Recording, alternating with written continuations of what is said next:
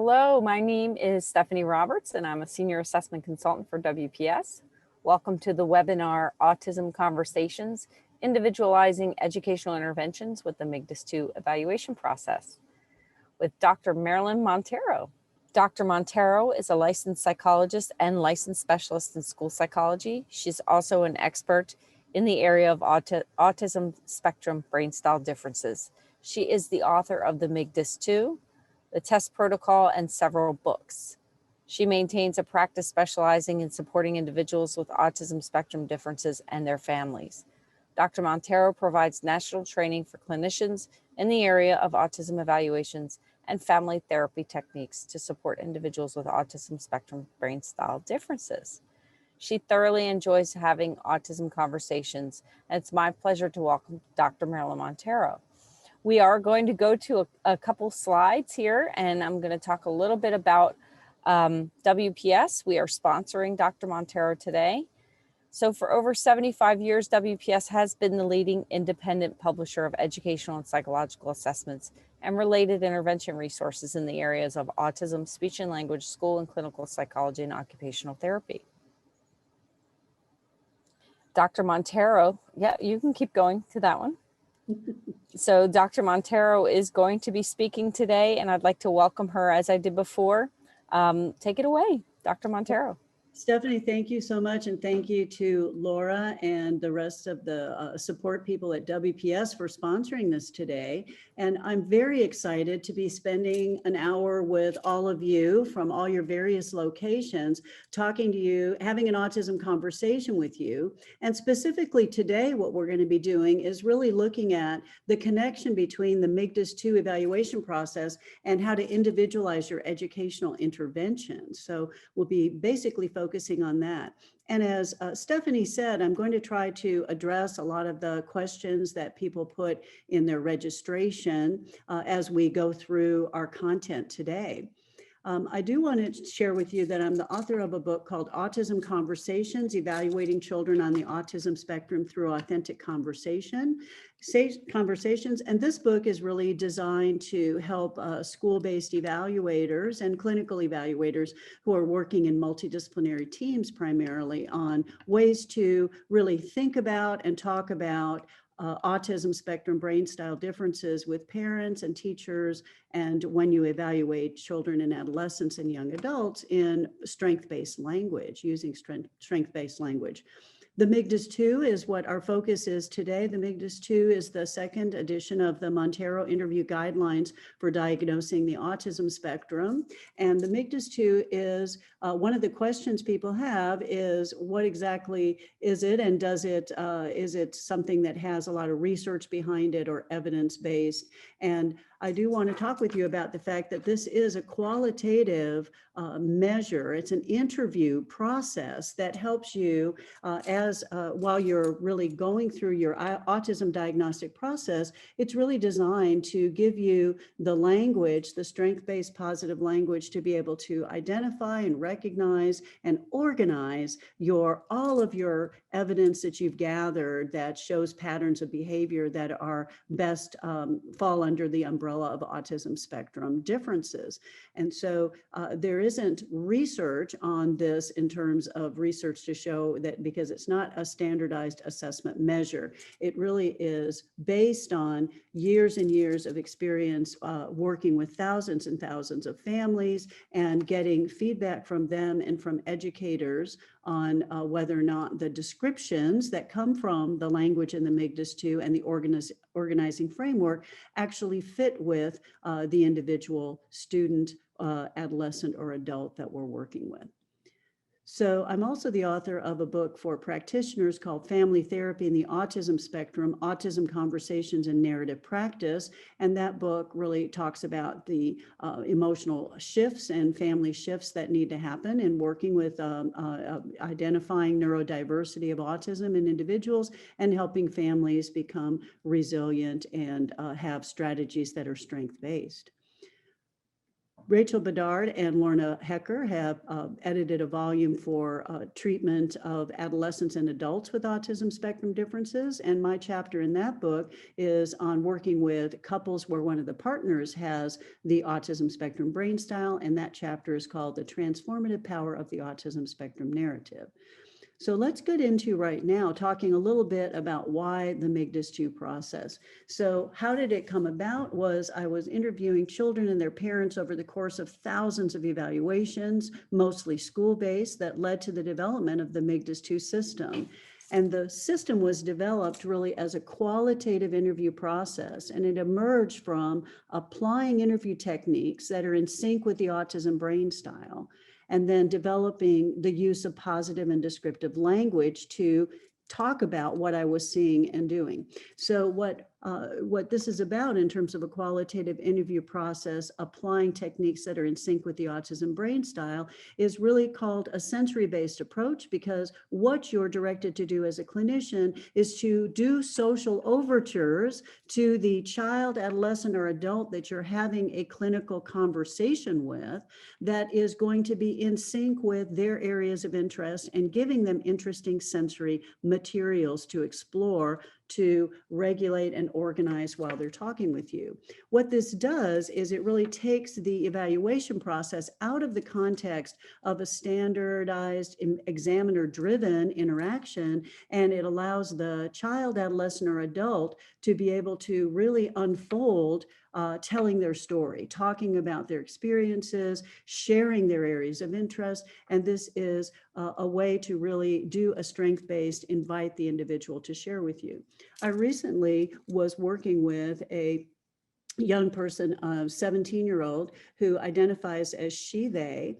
And in our conversation with the MIGDAS-2, rather than talking about, here's some tasks for you to do, and I'm going to be observing you and scoring you to see if you have autism, we began by having a conversation about the individual's, her area of preferred interest, which was animation and developing anime characters and creating character sketches and background stories for that.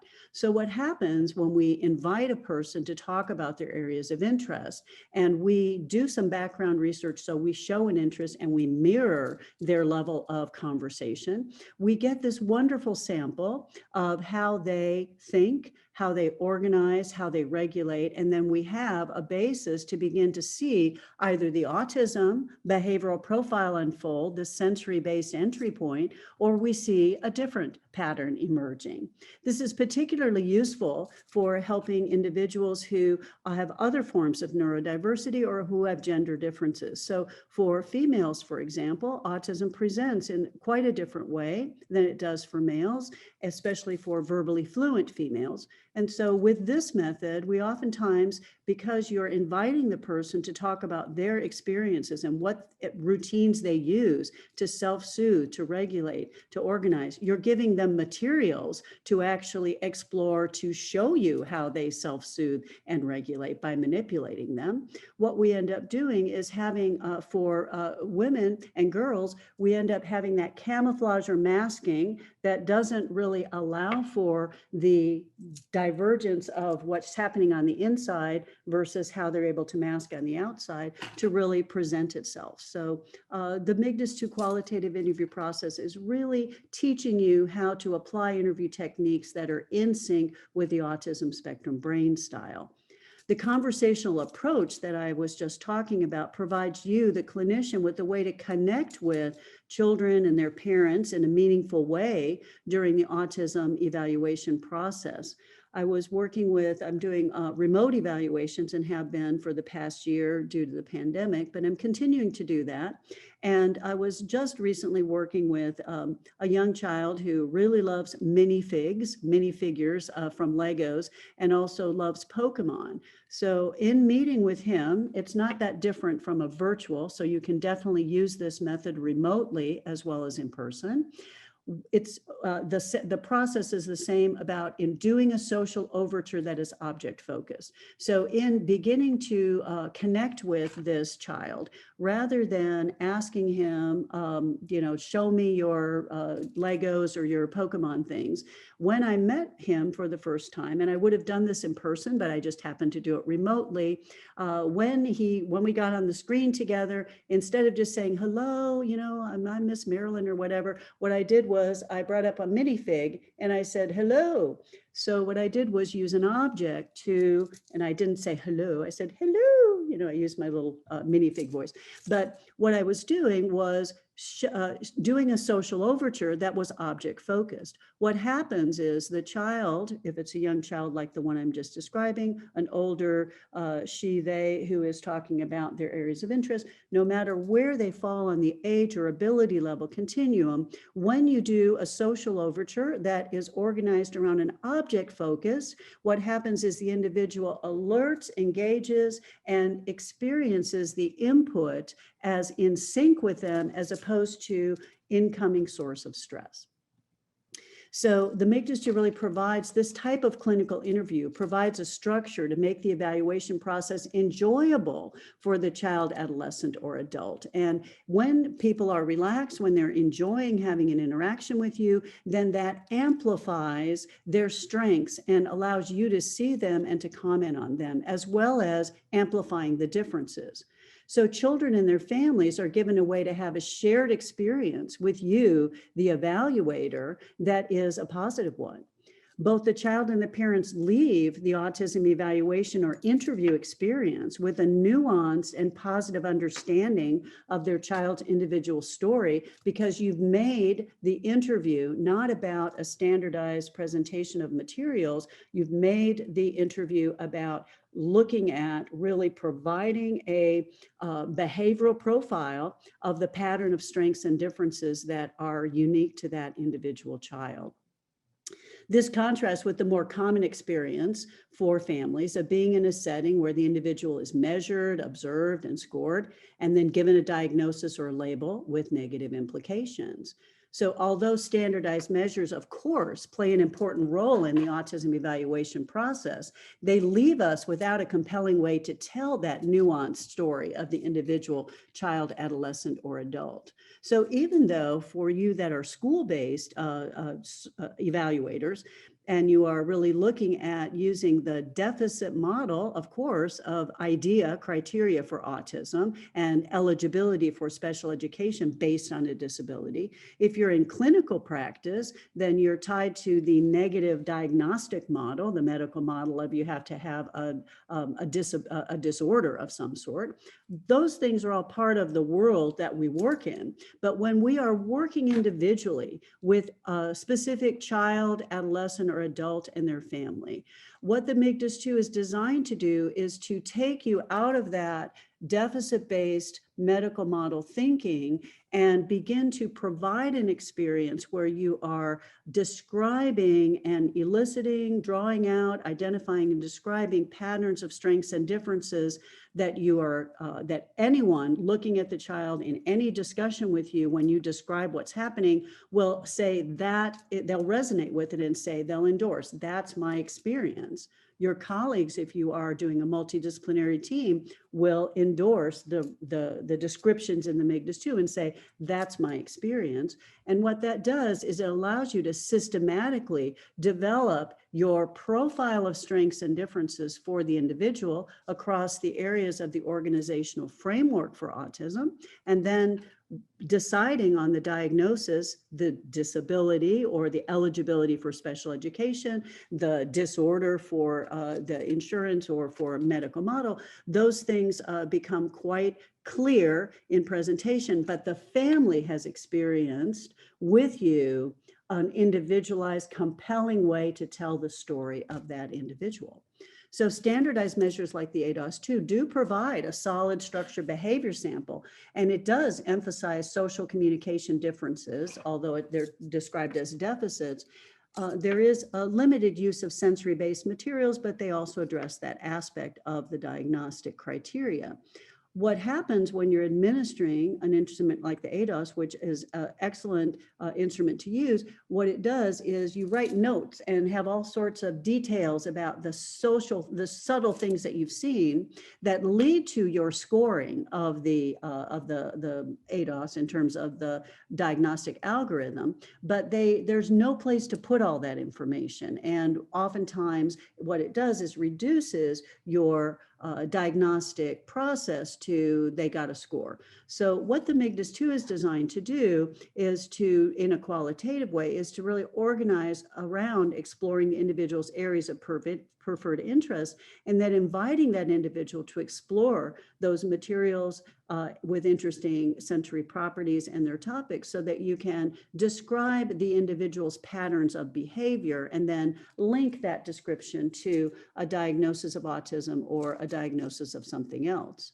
Many people wonder whether you can use the MIGDAS-2 with the ADOS, and absolutely, sometimes using the sensory-based conversational approach prior to your administration of the ADOS can lead to an amplification of a lot of the sensory pieces that are a little harder to pick up on during the standardized semi-structured ADOS module administration. And there is also a rapport established so that you get a lot more involvement and investment in the process. The MIGDAS-2 can also be used as a standalone assessment instrument or process. It's not for diagnosing autism, but it needs to be used alongside standardized checklists or behavior rating scales. And my preference is to always use the CARS-2, and then in addition to that, parent and teacher rating scales for the using the SRS-2 or the ASRS. The sensory-based interview process replaces the familiar structured prompts that can mask the individual's underlying patterns of creating and maintaining routines. And that's really what we're looking for in understanding how does the autism brain organize and regulate. And it's really understanding the underlying patterns of creating and maintaining routines with preferred topics and materials. The sensory-based routines become instantly recognizable with this process as the individual's distinctive pattern of autism spectrum neurodiversity drives their approach to the materials and the conversation. The MIGDAS-2 process guides you to pay attention to what's relevant in how the individual with autism spectrum differences experiences the world. So you're going to be looking at how they respond, if they're verbally fluent, to conversational overtures to talk about topics that they're interested in versus socially driven topics. With children with limited to no verbal fluency, you're going to be looking at how does the brain organize around creating and maintaining object-focused routines with materials versus the social component of social exchanges at the same time. When you provide an autism evaluation experience that's in sync with the autism spectrum brain style, you gain valuable information about how that individual organizes and regulates their brain. This leads you towards creating individualized interventions and supports that make sense to students, parents, and teachers. So we want to, with the MIGDAS-2 assessment process and with creating the individualized interventions, we want to describe patterns of behavior first in terms of strengths and differences, then name it for what it is, and then link it to the interventions. So let's review the visual framework and descriptive language that are really central to the MIGDAS-2 autism evaluation process. And then we'll link that framework to an organized way to individualize recommended supports and interventions.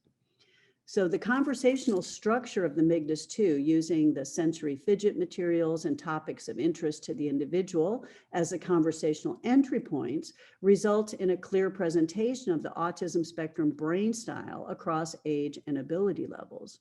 So for instance, with younger children who have limited to no verbal fluency, you're going to start a conversation with them by limiting talking, because talking is incoming stressor, social information, and you're going to use things that are like light up toys that are cause effect. that can be turned on and off and can be used as associating you as a person with an object of interest. And having multiples of those really provides the opportunity to amplify whether the child's brain is object focused and or whether it is the child is interested in the object, but is also able to incorporate a social exchange into that at the same time. So using sensory materials with limited to no verbal fluency individuals really amplifies the clear presentation of the autism spectrum brain style. When you're looking at verbally fluent individuals, having things that are create puzzles and have pieces that need to be taken apart and put together and can be manipulated in a systematic way is another wonderful way to begin to really look at things, look at that brain style while they're talking about their preferred topic. So things like using set of magnets that can be put together and pulled apart. Oftentimes what you'll see is they create and maintain predictable and repetitive routines with that as a way to organize and regulate while they talk to you. Familiarizing yourself with the individual's areas of preferred interest so that you can genuinely engage in a conversation about them is the sensory entry point in terms of conversation. Once we've done that and collected that sample of behavior and we really are in sync with the autism brain style, we really need a framework, an organized way to make sense of what we're looking at. So the MIGDAS-2 provides you with that, a visual framework, descriptive language, and accessible interview protocols, all of which were developed to support you in creating the compelling individual story for the individuals you're evaluating. So when you understand and describe how the individual with autism spectrum brain style differences view the world, you become the key advocate in promoting a positive personal narrative. Your evaluation story supports the development of resiliency and a positive outlook for the child and the parents. So here's words we want to hear from parents. This evaluation process helped us really see how Milo thinks and how he experiences the world. The course correction supports that came from understanding Milo's diagnosis made so much sense. I talk about, oh, here's just a small course correction in the way that you understand your child and the way that you interact with your child. And here was the course correction support that they really valued. The parent said, now we talk less and show more, and life is so much better for all of us. So the MIGDAS-2 process was built around a visual framework. This framework provides you with an organizational system to guide the way you think and talk about the individual's autism spectrum brain style profile. So the visual framework is really designed to answer this question. Did you see a pattern of strengths and differences in development or strengths and differences in brain style in 3 key areas? And the 3 key areas that the MIGDAS-2 looks at really covers the 2 areas of the diagnostic criteria for IDEA, for DSM-5, and for ICD-10 of social communication and restricted interest repetitive behaviors. But it's broken into an organizational framework of 3 parts. And the idea here is we're using strength-based language. So we're not talking about deficits or weaknesses. We're talking about identifying strengths and contrasting those with differences. Because autism is a diagnosis of neurodiversity or differences, and not all differences are deficits. Many of the differences are just sometimes not in sync with the demands of the world around the individual. So let's look at language and communication. The first one, we want to talk about identifying through the MIGDAS-2 process areas of strength as well as areas of difference. And oftentimes areas of strength under language and communication include the ability to understand language best when there is a visual context for it, and understanding language best when they are in charge of the topic or language is self-initiated and has a contextual basis for it. So the key thing here is the contextualization of the use of language. That's where the strengths are. The differences come into play with communication, and that is managing in the unpredictability from a brain point of view of incoming demands. Incoming demands are having conversation with a conversational partner and having to engage in the flexibility and extension required to have a back and forth conversation. So we identify strengths and differences in that area. And then we go on to talk about differences and strengths in the area of social relationships and emotional responses. In this second area, strengths for many individuals on the autism spectrum, most individuals, is they form loving, connected relationships with significant people in their lives, and they oftentimes have a drive for social connections with others. But there is a gap. The difference is a gap between that desire for social relationships and the ability to navigate through those social relationships, to have them be in sync with their needs.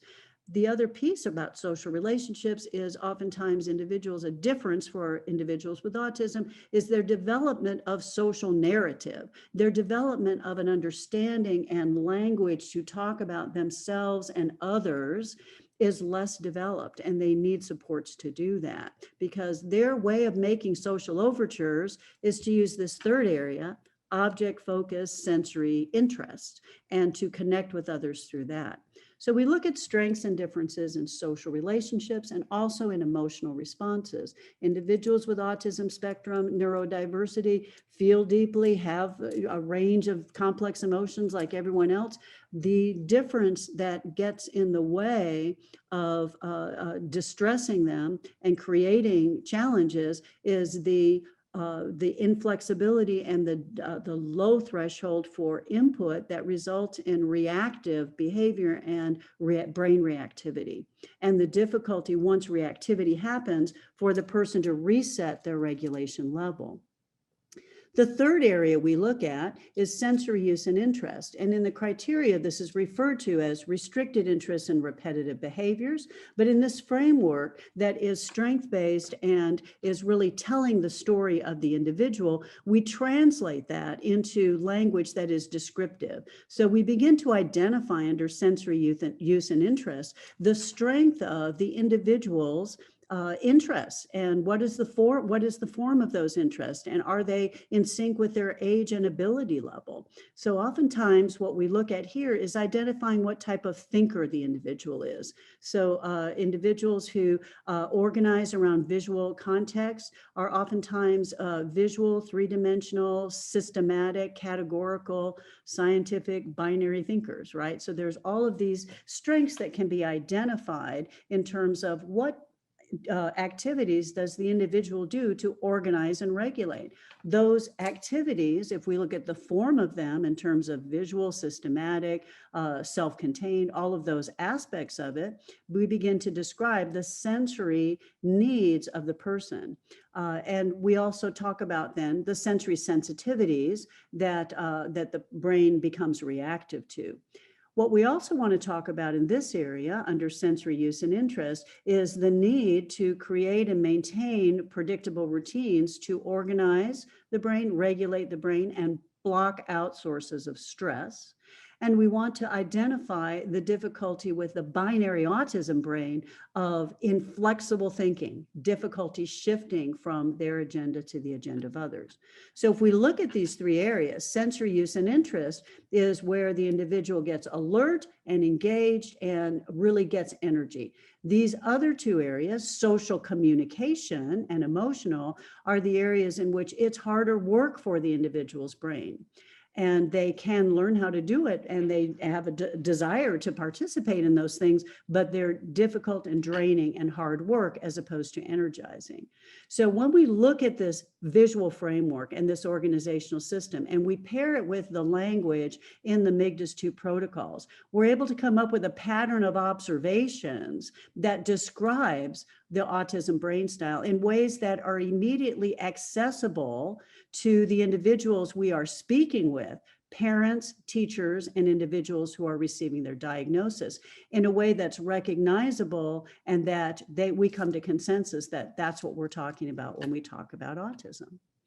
So connecting the MIGDAS-2 system to individualized supports is the other piece we have to do, because once we've made the diagnosis and we've told the story about autism, and keep in mind that most of the time, at least 80% of the time, we are talking about individuals who are getting an autism diagnosis who have one or more co-occurring other forms of neurodiversity. So it's a complex process in making this diagnosis, and it often involves really identifying that there are many pieces and components to the individual's neurodiversity, autism being one of them.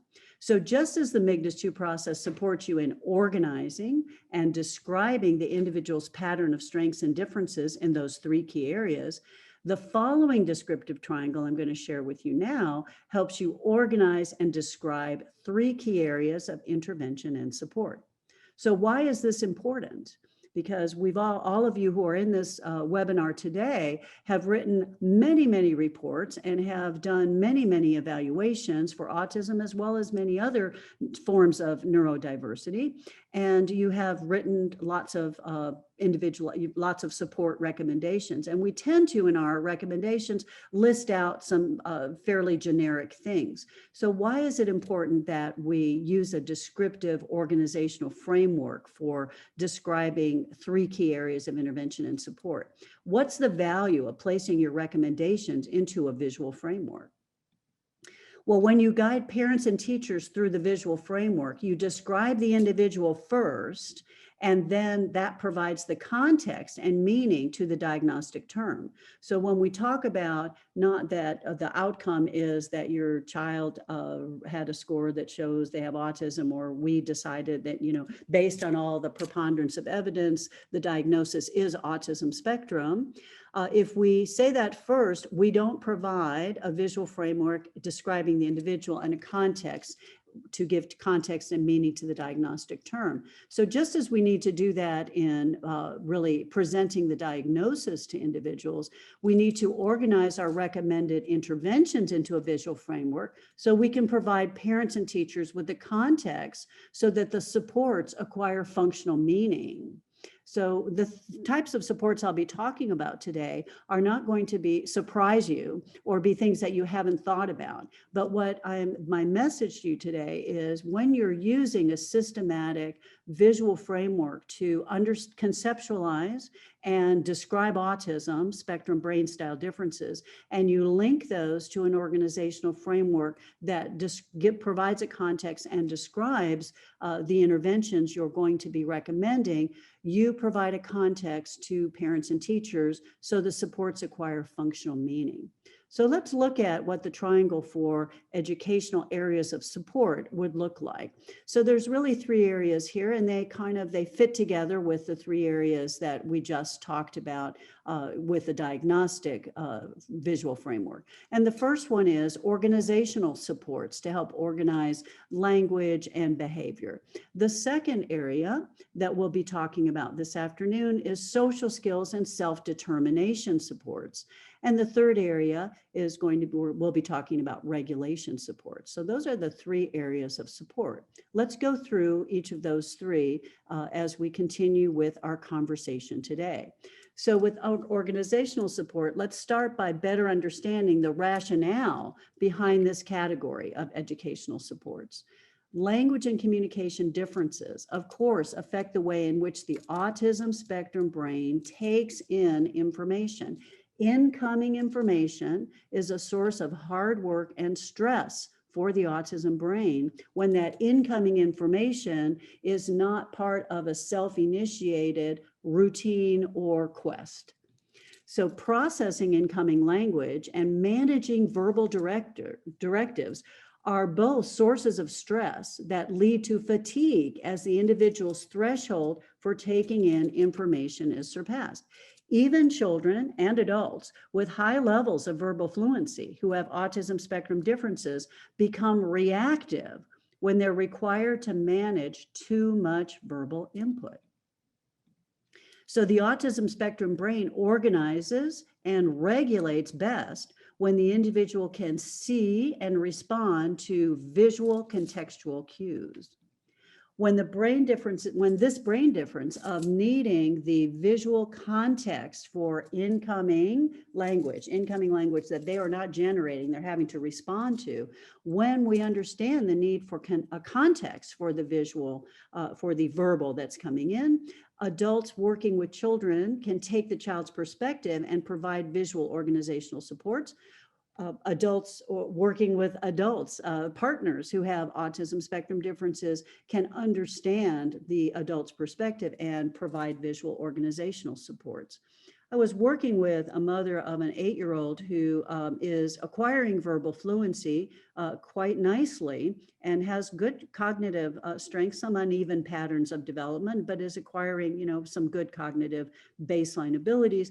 He's 8 years old. He absolutely loves brackets and sports. So he loves the concept of a sports bracket where you start out with a certain number and then you pair up and down, pairing down to the winners, the last remaining teams that win. And he has applied this concept to one of his preferred activities that he just loves doing, is taking Pokemon cards and Super Mario Smash Brothers character cards and putting them into a bracket system and then having them, with their different configurations, because he loves within that structure to change who's battling whom, but there's always then the winner is the card that he's associating with, of course.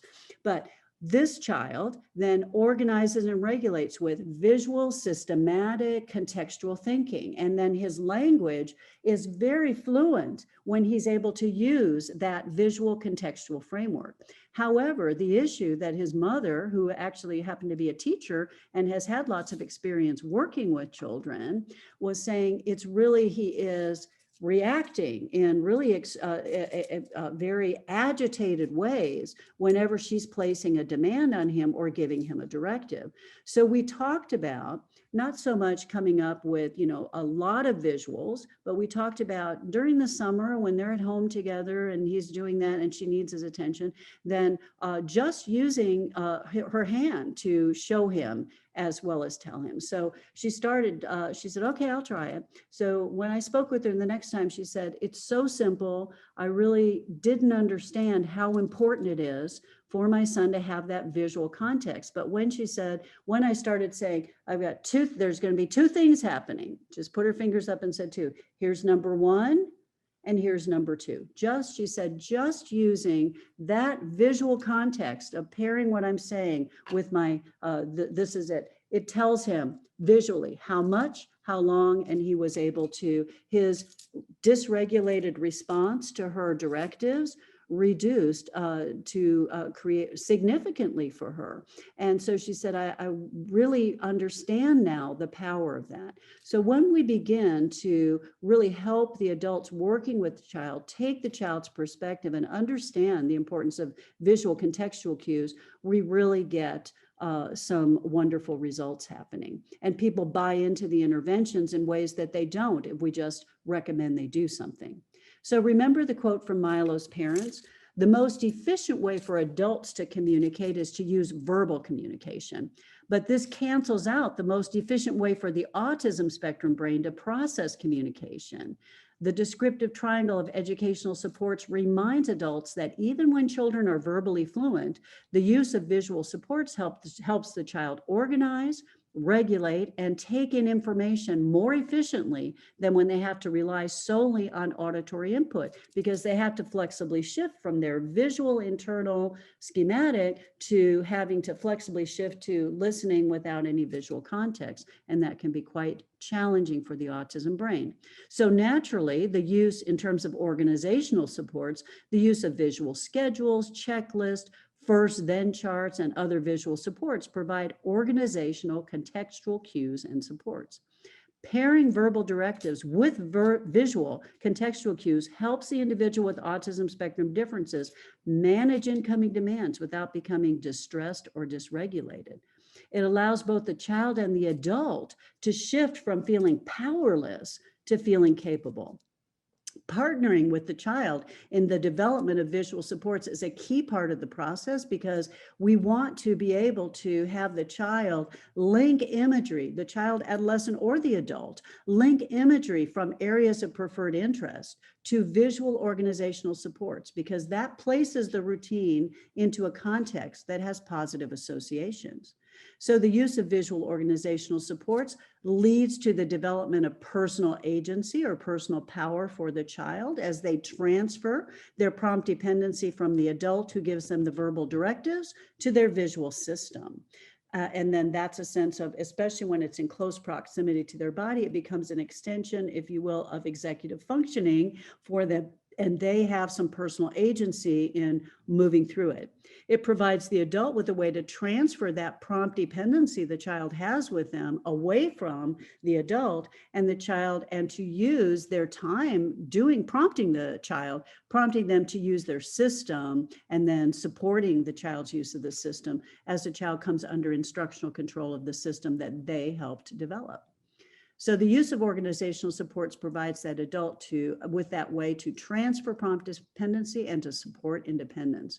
And it also reminds the adults, using visual supports, reminds the adults to talk less and show more, to show while telling, and to prompt the child to use their visual system that's in close proximity to their body and helps them initiate and follow through the steps in completing daily tasks and routines. So now let's talk about the second area of interventions that are necessary for the autism spectrum brain style pattern of differences, and that's social skills and self-determination supports. So the first thing that's important for us to remember is that the autism spectrum brain organizes around object-focused routines and narratives that are around their concepts and areas of interest, as opposed to around social narratives. This serves the function, these organizing around object-focused routines and narratives serves the function of reducing internal stress, as the object-focused routines can be self-initiated, they have predictable elements, and yet allow room for novelty and mental stimulation, and they minimize the unpredictability inherent in social exchanges with others. So social exchanges increase the individual's level of stress and distress, as the brain has to work hard to recognize, interpret, and respond to incoming social communication cues. So in masking with girls and women, what happens is they will respond in a neutral or accepting way, but internally their level of stress and distress goes up because they're constantly second guessing, because they're working hard to recognize, interpret, and respond to social communication cues. With males, oftentimes you'll see dysregulation, a loss of language, and a reverting to behaviors that are out of sync with their age and the circumstances, because their brain is becoming stressed and distressed with the incoming social communication demands and their lack of ability to interpret them. So over time, the lack of success in doing two things, lack of success in managing those incoming social overtures from others, and the lack of success in their object-focused social overtures getting the results they want, which is connections with others, leads to an internalized negative narrative. Remember the young person I talked with you about earlier who does the animation with manga figures and has picked personal pronouns? That individual said, I've just wanted to get this evaluation because she said all of the people that I connect with all have already been diagnosed with autism, and they said, I'll talk about my stuff, and then they'll talk about their stuff, and then that's how we overlap. Is we each comment a couple of things, short things but we listen to each other, and so. She was really describing this object-focused social overtures is the way to connect with other people. But most individuals on the spectrum have trouble finding that like-minded social group and are in a world where they're having to respond to incoming social overtures. So they say things like, they internalize, there's something wrong with me, my brain doesn't work right, or I don't want to go there or do that.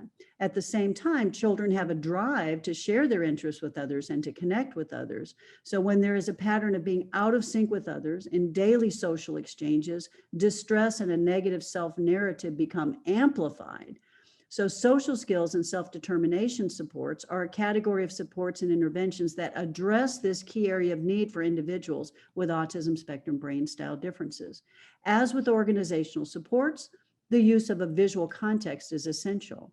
So we want to support social skills development by providing a visual context. And this can be done, of course, through social thinking T-charts where we're comparing and contrasting words and actions that they're using now and words and actions that would be more in sync with the social world around them. Social stories, step-by-step visual maps, how to find a friend for recess, things like that. Identifying and listing the steps involved in a conversational exchange, comic strip social autopsies, visual modeling, and other visual supports. Something as simple as using a pause button in coaching sessions will amplify when the brain needs to make the flexible transition from talking to listening. So oftentimes what I use in my coaching sessions is I just take a piece of paper and fold it up, and then I put a pause button on it.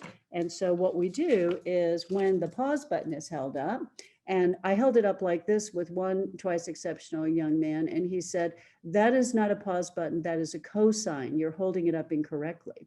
So you have to hold it up like this. That's the actual pause sign. So doing something like this is taking an object that is representing pause. So you're working on flexible thinking. Hold this, I'll ask you one question, then you can go back to doing what you're doing. You can go back to play, and then we'll, in other words, start your narrative again. So some of these simple social skills and self-determination supports can be helpful. The self-determination social narrative can be supported through the use of visual supports as well. So to really start that social narrative, you can create a brain book with tools that highlight strength-based ways to understand and talk about the individual's brain style. You can do things like help them create lists of 5 things my teacher needs to know about me. And you can have that self-determination social narrative. It will really help individuals and their families shift from the deficit-driven diagnosis identity, I have a disorder, to the strength-based neurodiversity identity, I have a brain style that is complex and has strengths and differences. So lastly, I want to talk about regulation supports. Emotional regulation and reactive behavior routines are closely linked to sensory preferences and sensitivities for the autism spectrum brain style. They're reactive emotionally and get dysregulated based on their response to incoming sensory demands. And sensory demands can be anything that's incoming, whether it's language or social or task demands, etc. So emotional reactivity leads to deeply embedded, disruptive, and upsetting behavior routines. That reactivity becomes just something that happens automatically. Each time the reactive behavior routine is triggered, brain inflexibility creates a sense for the individual of being out of control and is extremely unpleasant for the individual, as well as distressful for the caregivers around the person. The brain goes from thinking to reacting, and the behavior routine is communicating too much input, too much going on, can't handle this. Once the reactive behavior routines are triggered, incoming demands and input add to the stress level and may prolong the episode before the child is able to reset their regulation level. So what we want to do is stop the input and don't talk or really try to talk the child through once they're in a reactive behavior mode. The binary autism spectrum brain experiences going from being okay to being not okay in a rapid sequence, and adults who are with the child experience this binary switch as well.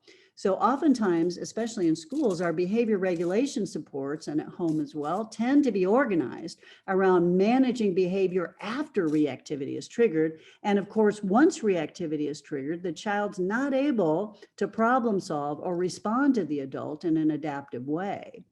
So regulation supports that are in sync with the autism brain style include language that describes the words and actions associated with the individual's thinking brain and with their reacting brain, so that binary brain system.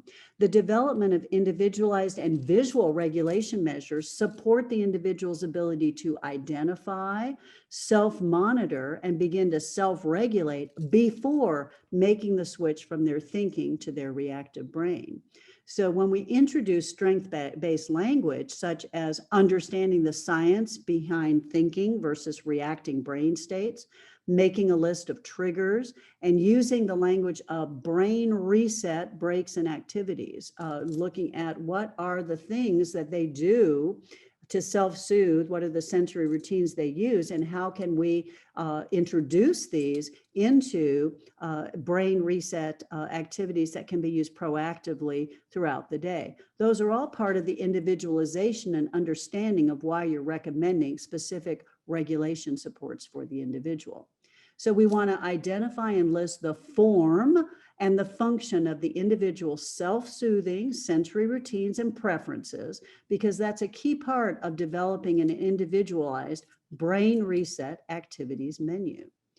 Understanding the underlying differences that lead to the destabilizing. It feels unstable for the autism spectrum person's brain when they experience emotional dysregulation and brain reactivity, because it really disrupts their day and their world in a way that can be quite unsettling. So when we understand the underlying differences that lead to the destabilizing experience of emotional dysregulation and brain reactivity, we shift that individual story from an experience of destabilization and dysregulation to one of having some agency about emotional management and balance. So here's how 9-year-old Milo described his emotional regulation challenges. He said, "It felt like a Pokemon opponent that was so powerful that I despaired of ever being able to beat it. But now he's like this big." So Milo, using his Pokemon regulation scale, was able to really begin to gain regulation supports and tools. So those are the 3 areas of interventions and regulations and some ideas of how to use them. I just want to touch on what the MIGDAS-2 process is and how it fits together in your gaining that behavioral profile that you need of strengths and differences for the individual to lead you to the diagnostic outcome of autism, and then how that will lead to then that behavioral profile to these interventions and support. So it comes with a manual, the parent caregiver questionnaire, which is designed for the parents to tell their story and give you their narrative, the teacher questionnaire, which is designed for the teacher to give you their story and narrative. Both the parent caregiver and the teacher questionnaires are designed to be used in conjunction with standardized behavior rating scales specific to autism and other behavioral issues, including the SRS-2, the ASRS, and the BAS-3. And then, of course, there are the 3 diagnostic interview protocols that support you as an evaluator in setting up your diagnostic autism conversation and then identifying the pattern of observations and differences and strengths that you've seen.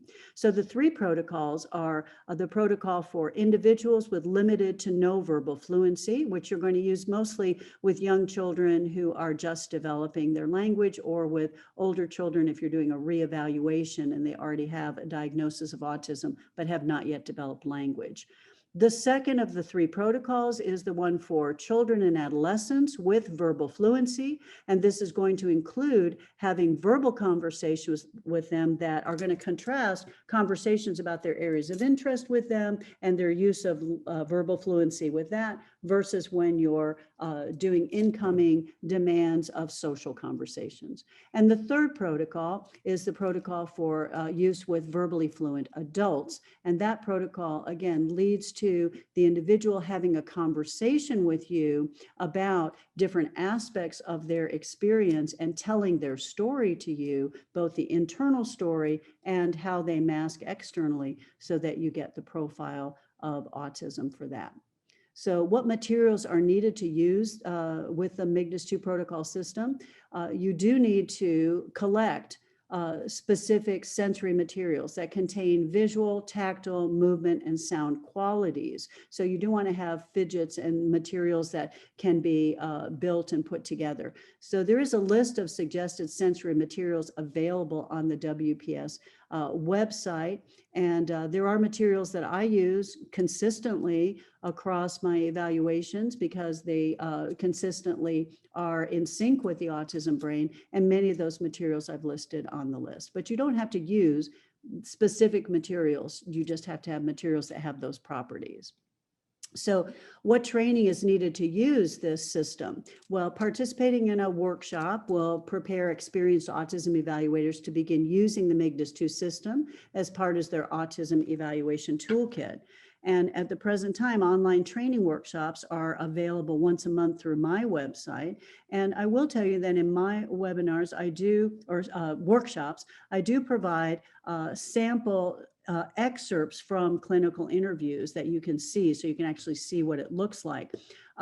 We are in the process with WPS of putting together some more extensive interviews, MIGDAS-2 interviews, so that you can see across age and ability levels what an entire session would look like. But keep in mind, I can tell you this from having done it thousands and thousands of times, everyone, there's a basic format you follow, which I cover in the workshop, but the way that it presents itself or looks is quite different and distinctive depending on the individual and the topic that you're talking about. I do offer periodic workshops on the narrative report writing and interventions aspects of this that we talked about today, including some original material of giving you sample brain style profiles of strengths and differences across age and ability levels, and sample report writing excerpts linked to the profiles to interventions. You can also request that your state professional organization or school district sponsor a MIGDAS-2 training workshop, as that is offered pretty frequently across the country, and even shout out to my colleagues in Australia, Canada, and New Zealand. We're doing some workshops through ACER for that part of the world. So that is what I wanted to talk about today. I want to thank you today. I hope this gave you some ways to think and talk about linking interventions to the MIGDAS-2 visual framework. Thank you for sharing your time with me. And also, I so appreciate the important work you do supporting individuals with autism spectrum brain style differences and their families. And in the words of a young man who I asked him, what advice would you give for other people that I'm working with who need to know more about the autism brain style and what to do to support people? He said, just tell them to keep up the good work. Thank you so much, Marilyn. A wonderful presentation. I wanted to let everyone know that we're about to get to the questions. We only have a couple minutes left. So I also want to let you know also, if you're interested in purchasing the MIGDAS-2, this discount code is available to you, but the offer does expire July 31st, 2021. Also, if there were questions that we did not get to answer for you today, you can contact your assessment consultant at consult@wpspublish.com. And this is just the territory that they serve. Yeah, that's good. We do have an upcoming webinar, From Screening to Intervention, How Schools Develop Comprehensive Behavior Supports for Students Using the BIMAS-2. And the webinar date is August 27th, 2021 at 10 a.m. And the people presenting will be Achilles Bardos, Jim McDougall, and Andrea Amador from Boston Public Schools.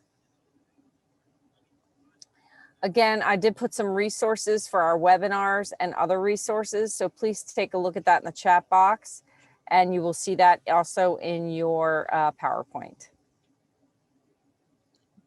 And we have a Telepractice 101 page. I know some people have asked about telepractice and the use of the MIGDAS, et cetera. So you can check that page out as well.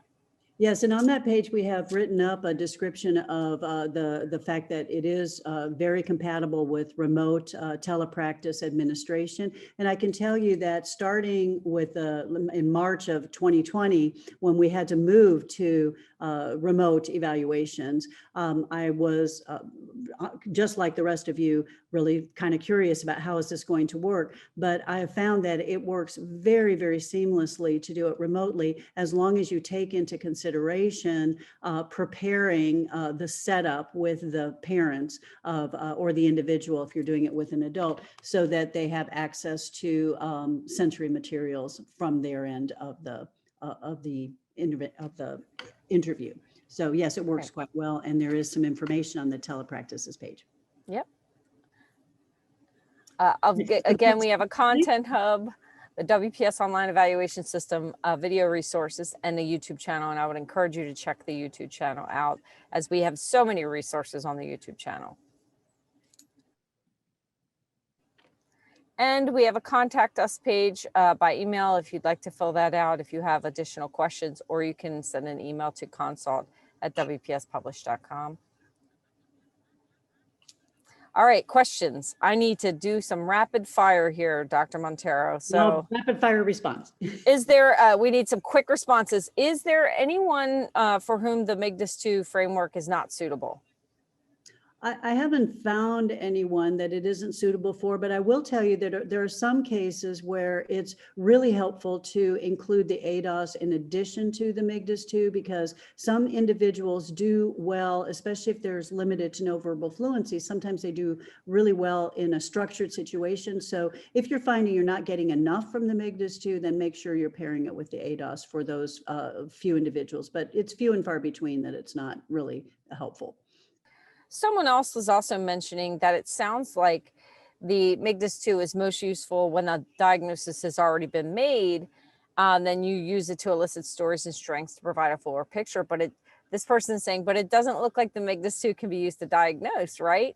No, I don't think, this is completely wrong. No, I'm sorry. That's not the point of the MIGDAS-2 was designed. I developed it as a diagnostic tool. So it is not designed to be used once the diagnosis is made. It's designed to help guide you as an evaluator through an interview process where you can set up, observe, identify, and describe the pattern of observations that lead you to an autism diagnosis. So it is definitely designed as a diagnostic tool for autism, and is used by many people in schools and clinics as a diagnostic instrument. So no, it is not designed to be used with people who already have a diagnosis as the primary function, diagnostic instrument.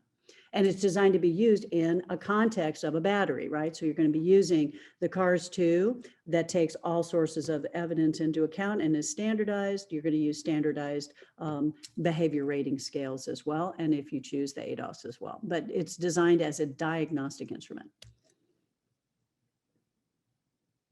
You're on mute, Stephanie. Is there a problem with one person said prior to the pandemic, precautions required by her group practice, they had sensory materials. She used to have sensory materials all around her office and would observe and note which items the kids would gravitate to. Is it okay to leave the MIGDAS-2 items out in the office, or should they be kept out of sight and presented only during the session for the MIGDAS-2? Oh, I think that's a great question. And when I do it in my office practice and in person, I systematically place things around my office, but I also, and to invite the individual to explore and examine them and use them in either a neurotypical or a neuroatypical way. But I reserve some of those things. I don't put everything out. I have a lot of things in a bag next to me that I introduce, because that's the social overture of the object-focused play. So you want to have some things out for exploration. And I like it that you have in my office, I like to have them I have things like in various places. So you can really use proximity as also a measure of the autism brain style difference, that as you start to talk about more social things, they move away from you. And when you go back to the object focused overtures, they come towards you. So yes, you want to have some materials out to invite, and your environment signals to them. The context is sensory exploration, but reserve some materials so that you can do them as object-focused social overtures. Great. So one last question, and then we're going to have to go, but I want to reassure everybody, if you have additional questions, you can send them that are more content oriented. You can send them to consult@wpspublish.com. So the last question, the last thing I wanted to address is, do you have any tips or caveats, modifications for using the MIGDAS-2 with individuals who have advanced cognitive abilities 130 plus? Yes, in fact, that's one reason I developed the MIGDAS-2 was to really start to help get better at identifying twice exceptional individuals. That means individuals who have gifted, superior cognitive abilities and have that profile, but who also may have autism spectrum differences. So that population is wonderful to assess using the MIGDAS-2 because they're verbally fluent. They love talking to you about their stuff. And you really see the bifurcation, the difference between giftedness without autism and giftedness with autism, which is giftedness without autism. There is much broader palette and much more of a social component to it than there is with the children with autism and twice exceptionality. So it was really designed to help support verbally fluent, twice exceptional, and females as well. Great. So I want to thank Dr. Monteiro for coming today. If there is some content that you wished was covered or you were expecting to be covered, I would encourage you to go to the YouTube channel for Western Psychological Services, and it has been put in the chat. And check out the other videos Dr. Monteiro has done, because you will be able to maybe get some of those questions answered. If not, again, please send an email to consult@wpspublish.com. That is in the chat. Dr. Monteiro, any final words? Yes, I want to thank everyone for sharing their part of their day with me, and to thank you and Laura for being here today. And I would just add this: if there are some questions that came up in the chat box that you all would like me to address, in the past, what you've done is sent those to me, and I've taken the time to just type out a little response. So I'll be happy to do that for this webinar as well. And then at WPS, you can distribute that to the participants. Wonderful. Wonderful. All right. Well, thank you everyone for attending today. Again, we love hearing from you. We love that you attend these webinars. So we will see you in the future. Thank you, Laura. Thank you, Stephanie. Bye. Bye.